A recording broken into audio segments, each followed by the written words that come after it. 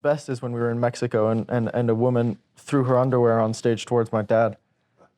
And then it was in the van on the way back, and I didn't know what it was. You know, they said reach into that thing that, I guess that little pocket over there, and I reached, and it was just this underwear is disgusting. It was just like this probably, it's not the kind of demographic that's showing up to the show.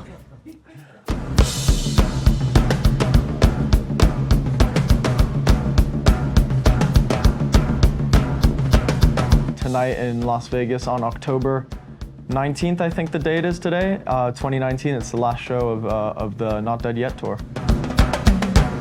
It's definitely weird to end it, but I guess in a good way, because it's been so successful and it's been such a great time and so much fun for the whole band. It'll be emotional, but at the same time, I think more towards the happy side of emotional, yeah.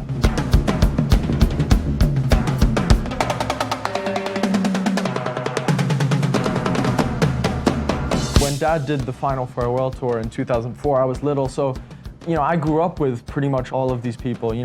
Leland I knew from pretty much when I was born, and I've known all of them really they've been family to me. The progression for me as a drummer since the beginning of the tour and now, it's like I owe pretty much everything to them. They've made me such a better musician. When Nic started, he was 15 years old. He was a young, talented drummer. Okay, now he's become a young professional drummer. You can have the talent and whatever, but if it doesn't grow, if it doesn't develop, then you kind of stay at a level. But I've seen him, especially since I came on and we started doing these duets, he has grown in many different ways.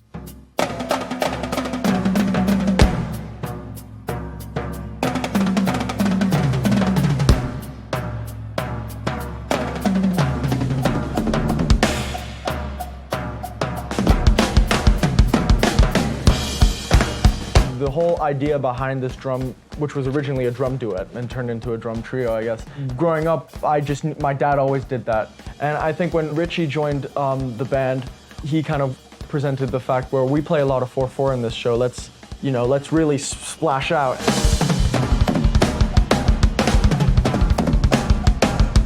He listens. They give him a pointer. Maybe doing this thing. The next time we come to do it, it's done. What I really love is to have seen how he has developed playing into the different time signature. Because I go, everything is in 4, let's just do something 5, 7, whatever we did. At first to play, even me, I would go and I go, oh shoot, it's not 4/4 time, and kind of stuff. But for him to see how comfortable he's gotten with it is really great. And there's a thing that he does that I love, and he didn't do it one time. And I said, Nic, you're not playing that thing. He said, oh shoot, I forgot to do it, so now it's back in. So the beginning is in 7/8, or more of a kind of African kind of groove, where that was, to me, was the biggest learning curve, is I have to do my whole improvisation solo part in 7/8, which at first I was like, really tearing my hair out of. It goes from 7/8 to this 6/8, and I always love that part because people are they hear this and they're expecting blah, blah, blah, and then it changes to this whole different thing that's happening. And actually being able to see Richie while I kind of play that has been a real treat to kind of see everything that he's doing.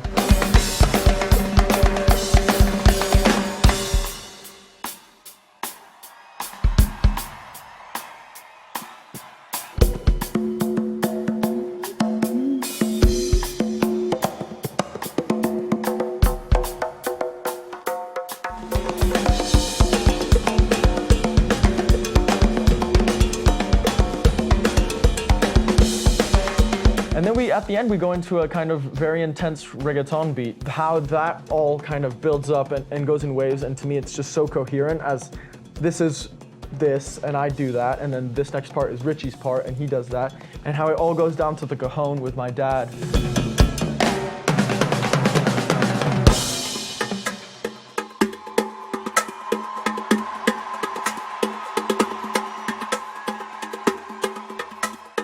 He doesn't treat me as his son playing drums. It's more like I'm a hired drummer, and if there's something wrong, he says it pretty blatantly. Just realize that it's really something special, that I get to share, these moments with my dad.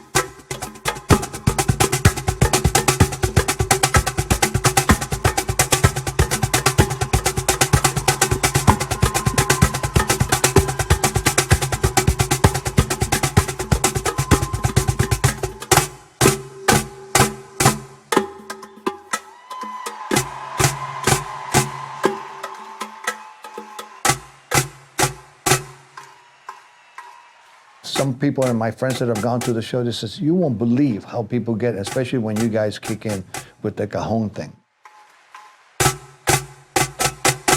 And he's only beginning. He has started getting into all kinds of other styles and other music and stuff like that.